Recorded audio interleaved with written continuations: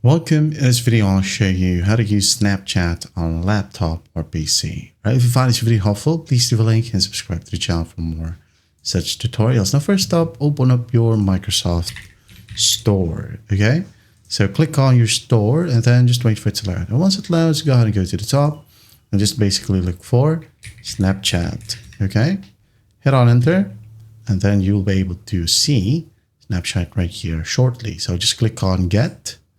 Wait for it to load or wait for the download process to finish. As you can see here, we have a ton of applications as well. You can go ahead and grab Instagram, TikTok, WhatsApp, WeChat, Telegram, or whatever. Okay, so as you can see here, it's now installed. So just basically click on open, or if you want to, you go ahead and open it up using your search bar. So just type down Snapchat like so, click on it, wait for it to load. As you can see here, we have Snapchat for web.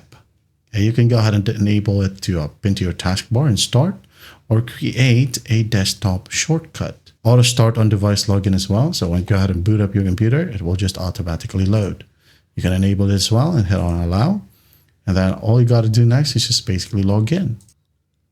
Once logged in, just wait for it to load, and you can enable notifications as well if you want to. If not, just close it.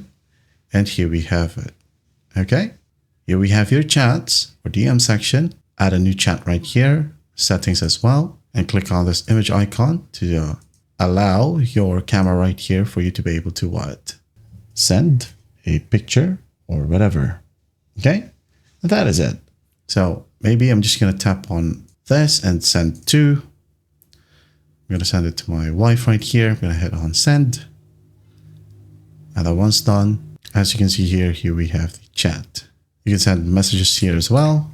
And that's basically it. Tap on call or video call or a regular call right here. And that is how you use Snapchat on laptop or PC. I hope this video helps, and I'll see you at the next one.